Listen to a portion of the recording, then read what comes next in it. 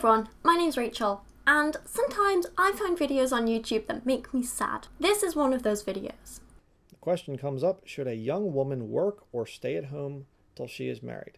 In this video, a married religious couple discuss whether it's appropriate for women to get a job before they're married, and I think it's silly.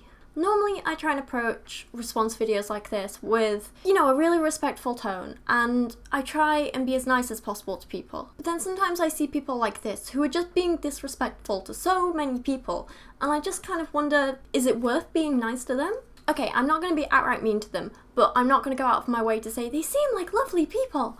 Because this time they really, really don't seem like lovely people. They seem like mean people, and I don't like it. Before we get into the details of what's in this video, I just want to start by saying they're making several assumptions in this video that I really dislike. For a start, they assume that all women want to get married. They assume that all women will get married at some point. They assume that all women want to marry men. They assume that women don't have a choice in whether they get a job or not. And they assume that all women don't want careers. They assume that all women want children. They assume that all women can and will have children. There's just so much wrong with this before we even get into the details of what they actually say. Okay, now the philosophy that people have nowadays is they say, well, young women should work outside of the home so that they can get money for marriage later on, and that way when you get married you'll have plenty of money and everything else. Okay, so this is their first mistake right here. No one thinks like that. People expect women to work for the same reasons they expect men to work.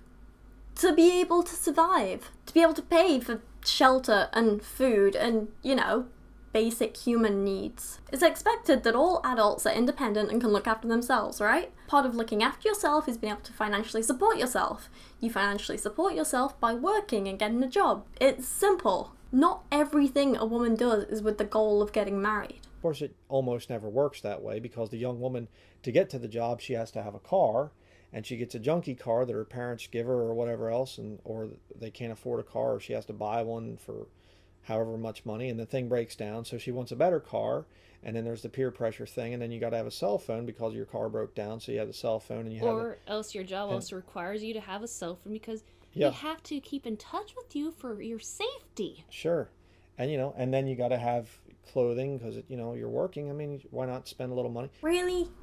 This is a surprise to you. You're shocked because adults have basic living expenses. Plus, I'm sorry, but the examples here are way too specific. I mean, I don't have a car, Dan doesn't have a car. We live in London. Public transport is good enough to get around. But that's not the point. I mean, what do they expect a person to do if they're not working? Just stay at home and never leave their house and never communicate with anyone and never buy anything new, never buy nice clothes to make yourself feel good, never talk to friends. I mean, you don't need a phone if you're just stuck in the house all the time, right? And really, they're gonna mock employers for wanting to stay in touch with their employees. I mean, what? So suddenly someone doesn't show up for work one day and you expect the employers to be like, oh well, maybe they'll turn up tomorrow. We can ask them if they ever decide to show up again. No! Employees don't set their own schedules and make their own rules. That's not how the world works. Employers have a right to keep in touch with their employees, especially if something happens like they don't turn up to work one day. So what you end up having is a young woman that learns not to be a keeper at home, but rather to be covetous. No, what you have is a young adult who learns to be independent and look after themselves. And trust me, that's a good thing. We have a perfect example here. What was it, 12 years essentially? Roughly. From the time she got out of high school till the time that she married me, till the time she got saved and then married me. And that time was spent with... Well, it was spent at first after I got saved. I was constantly brainwashed into this motto of, you have to get a job. You need to get your own apartment. Get a job. You can't stay here forever. Yeah. And that caused me to not have the time or opportunity to even study the Bible after the Lord saved me. Wait, so she's complaining because people wanted her to grow up and be like everyone else in the world and stop leeching off her parents. I mean, it sounds like that's what she wanted to do, just stay home and leech off them forever. Please. I got my first job at 14 years old. By 16, I admit I was still living with my parents, but I was working 2 jobs while studying. I was paying for school dinners myself. I was paying for a lot of meals myself. I was paying for textbooks, school trips, socializing. I was saving money for when I moved out. By 18, I'd moved out completely and was completely financially independent, and I've been that way ever since. I've worked jobs that I hated, I've worked jobs that I loved, and I've worked stupid hours. I've had great jobs where I got to manage a team of tech guys who basically did everything I asked of them, and I've had crappy jobs where I've had to scrub vomit off tables at 4 a.m. Yeah, some of it was tough, but it taught me so much, and it meant I had to grow up very quickly and learn to look after myself. And now that I'm 24, I have a fantastic degree, I work for myself, I live in this wonderful new apartment in London with my incredibly wonderful boyfriend. We're looking to get a dog. I'm doing pretty fantastic. And you want to mock that? This woman is complaining because her parents wanted her to have the opportunity to learn and build an incredible life for herself. She's complaining because her parents gave her that opportunity, while all she wanted to do was sit at home and read the Bible all day. I'll be honest, it makes me mad, and I find it really disgusting, because do you know how many people in the world are desperate for an opportunity like that, and you just sit and mock them for wanting that? It's horrible. After high school, you were pushed into college. And careerism, both civilian, and, you know, it was the constant overshadow of my father's American CIA war in the 70s, otherwise known as Vietnam, as a crypto officer, you know, the Navy veteran of the family, you know, and my uncles were both Army, so that was looming over my head, and it was this constant, you know, drive of, how's your job going, you know, how's, you know, keep in touch with us, you know, right. all And this so, kind of stuff. Okay, so now we learn a little bit of background about her. Apparently her dad risked his life for his country and his career. Her family cared enough about her to want her to keep in touch and ask about her, and they want to support her and be there for her, and she just mocks it all. It's ungrateful and it's rude. And so you went through how many universities? At least 6 in a 10-year period, because I tried to find the perfect one. Right. And how many branches of the military? 2. Yeah, Narmy. including going overseas to the battlefield in Iraq. Seriously, 6 universities. And I don't know much about university in the States, but I know that it's hella expensive, like really expensive. I'm assuming her family paid for that, and she just doesn't appreciate it. She doesn't appreciate or understand how lucky she was and how many fantastic opportunities were offered to her. The fact that she was just willing to throw that away and complain about it is disgusting. So she has the experience, I think, that she can advise young Christian women, not as this is the way it should be done and this works really well, but actually I did it the wrong way for 12 years. You know, and it's a mistake to go out and do those things. I see. So because you screwed up doing that, and because you didn't like it, and because you couldn't bother to work hard and appreciate it, it's wrong for everyone, right? You're going to tell the people who did that stuff and they enjoyed it and they got something good out of it, you're going to tell them that they're sinners. You're going to tell them that they covet too much. You're going to say they're bad people. It's horrible. That's a horrible thing to do. I know that there are some young Christian girls that are watching in your teens, and your parents are probably trying to push you towards the university scam, trying to push you towards careerism and whatever else. Just fight that thing. Great advice here, right? I mean, Christians are all like, honour thy father and thy mother, until they do something you don't like, and then it's all, fight it. That's the worst advice ever. Have you stopped to think that maybe your parents could have been right? Maybe they knew best. Maybe they were just trying to do what's best for you. What should you do? Well, the Bible says there, marry. Now, what skills should you learn for when you're married? To be a keeper at home, like the Bible says. You say, well, how's that, this is demeaning or whatever. Oh, it's not demeaning. It's not demeaning at all. Okay, guiding the house. Look at this, what it says here. Marry, bear children, guide the house. Guiding the house is a great responsibility. You know what? If you want to do these things, absolutely cool. That's fine. No worries. But it's not an either-or situation. You can marry and have a career. You can have kids and a life. You can look after your home and be independent. It's not like you have kids or you have a job. You can do both, and plenty of women and men do. And the people who do both, that isn't something to look down on. That is something to say, whoa, you're doing an amazing job. That's something to respect. And you say, well, I need to have a career so we can make more money so we can have a better house. I'm going to tell you another way that you can make good money, by saving money. You know how you save money? by being a good keeper at home. No, you know how you save money? By earning it in the first place so you actually have something to save. Cooking your meals instead of having to go out to eat because your job is stressing you out. Saying, hey, honey, we'll have one vehicle. I don't have to have my own vehicle to go off to work and you go off to your job. No, I'm a keeper at home as a woman, and you only have one vehicle. Well, I work every day, and I still cook meals at home. Dan works. He helps me cook meals. We both work, and we both take care of the housework. Again, it's not an either-or situation. Again, use the example of me and Dan. We have no vehicles. We both work. I'm not being convinced here by anything they're saying. And when you start to bear children, those children, as they get older, they can help you with those responsibilities around the house, and you're training them. Wait, they want to have kids to train the kids to do exactly what they're doing. Please never have kids. Please, don't. If you're a young teenager and you have not gone through the university scam, and by the way, the university thing is a scam. I mean, we could talk about that. That's a whole other subject for a whole other video. Okay, you know what? I can't comment on the US university system here, and I know there are some people who've gone to uni and they didn't enjoy it or they didn't feel they got anything out of it, but it really annoys me when people do this whole university isn't worth it, university's a scam kind of thing. Let me tell you a little bit about my university experience. Actually, no, let me tell you a little bit more about my background first. I'm from a very working class family in a very working class area. People don't really leave Penistone. Everyone is the same. Everyone's from the same background. Everyone's lived in the same area for the last 400 years. Not joking, my mum's done the family research. People don't leave and people don't get opportunities and people don't earn a lot of money. By moving away and going to university, I got to meet hundreds of people from all over the world that I wouldn't have met otherwise. Some of my best friends are from Yemen. They're from America. They're from all over the world. They're from these amazing places.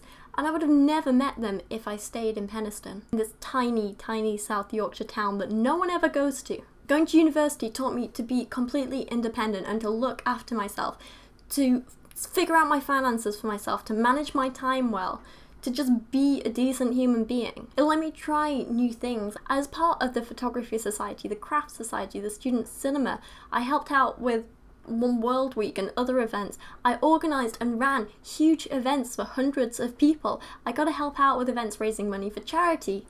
I got to teach lessons and train people in photography and using a darkroom. It gave me this no pressure and, to be honest, no consequence environment to figure out who I am and what I'm good at and where my skills are.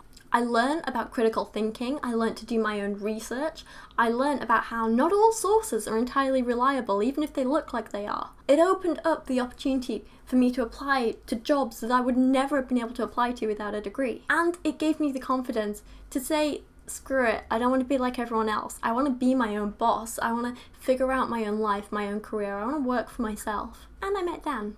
As a bonus. But I mean, is that a scam? Really? Going to university is about so much more than whatever course you do. And it's about so much more than just like going out and drinking every other night. I got so much more out of it than just what people see on films or whatever. If I'd have just gone straight into a job at 18 years old, in Penistone in South Yorkshire, I wouldn't have been happy. I wouldn't have had half the opportunities that I've had. I wouldn't even have friends probably. I'd still be stuck with the same people who didn't like me and didn't understand me. University was amazing for me. And not only did it teach me so much, but it made me a better person. To me, that is completely 100% worth it. All at the same time telling you, if you get this great bachelor's degree, it'll increase your earning power. Well, yeah, I don't know why she's making a joke here. It does increase your earning power. I mean, if we just want to use a very personal example here. My mum left school at 15. She got no O-levels, as they were at the time, GCSEs now. She got no kind of qualifications like that, and she's been working ever since. Dan, at just 20... No, he's 23 now, I was going to say 22. Dan, at just 23, has his master's degree. He's just about a third of her age, right? And he earns in a year what it takes her 4.5 years to earn. Now, no disrespect to my mum, she's incredible. She works very, very hard and she's a wonderful, smart person. But even with 50 years of work experience, she wouldn't have a chance to do the jobs that Dan does because his qualifications open up those opportunities to him. The point is, people can laugh and say, it's just a qualification, it's just a bit of paper, it doesn't mean anything. But it does. it does open up fantastic opportunities, and it means a hell of a lot. You can pretend it doesn't. You can say, oh, well, in the same amount of time I could get to X level or Y level or whatever. But the point is, straight out of education, he is earning a fantastic wage, and he has a hell of a lot of opportunities in front of him. It's not saying a degree's right for everyone. There are some people who do better following a different path, and that's absolutely fine. But what I'm saying is, whatever path people choose, don't disrespect it. And then you can get a great paying job and retire with a great paycheck and a great salary and great pensions and great benefits, and you'll live a happy, great life in a car in every lane and a white picketed fence in the whole 9 yards. Yeah. Yeah, just carry on, mock people for wanting financial stability, right? Yeah, no, I'd much rather spend my time ferreting around wondering if I can afford my next meal instead of, knowing that my finances are taken care of so I can spend time focusing on doing what I love with the people I love. Yeah, no, that sounds great. So university is not an option, okay? If you're a young Christian woman, don't even think about it. Really? I mean, think of a young Christian man, and he's going out there, and here's this young Christian girl, and she's got, all kinds of debts because of covetousness and having a little job and stuff like this, and she went off to university and she's got this other huge debt. Or a young Christian woman that can cook and clean and sew and do all these skills, and she's just so talented because she spent her teenage years learning talents. And you know what? What about young Christian men who have debts and went to uni? And if a young Christian man doesn't have debts and hasn't been to uni, how the hell is he supposed to get a job that is good enough to support him and his wife and all the babies she's just popping out all the time? Why the double standard? It's just annoying, and it makes no sense to me. Yeah. So when your family says, honor thy father and thy mother, that thou mayst live long upon the earth that the Lord thy God giveth thee, because I had that put on me even after I was saved, and I said, God's word tells me not to work outside the home. They said, well, it doesn't matter what version you use. They all say the same thing, and the infamous, honor thy father and thy mother. I feel like this has been a little bit of an angry video. I am angry about this. It upsets me. It really does. But I just want to end this by asking, why is this woman so rude? Especially about her family and the people who obviously care about her. It's just disrespectful and it's mean, and I don't like it. I've not always seen eye to eye with my parents. We didn't always get on. And I didn't always agree with what they thought was best for me. And looking back, in some ways, I still don't agree with some of their methods or choices or decisions or whatever. But the thing is, I always knew, and I always know, that everything they do is because they care about me and they want the best for me. And everything they've ever done has always been with the best intentions. And even when I don't agree with them, I can respect that and I can appreciate that and I can love them for that. I sincerely hope this woman never has kids, because if this is how she treats her family, then I can't help but worry for any kids she does have. And I feel so sorry for her parents, her siblings. They don't deserve to be mocked in this way. And the comments on this video are just as bad. Let's just read a couple here, right? My husband makes me work and I hate it. I have to be around all kinds of disgusting sins. I can't wait to leave here. I am sick from stress and sick from exposure to things Christians should not have been exposed to. God bless. I agree 100%. I wish I'd never wasted my time in a career, even though I was blessed with coveted positions and high pay. Then I decided to stay home with my baby after birth and never regretted it. The only regret is I wish I'd done it sooner. I love and loved being a homemaker and wife. Feminism teaches women otherwise, yet feminists are liars!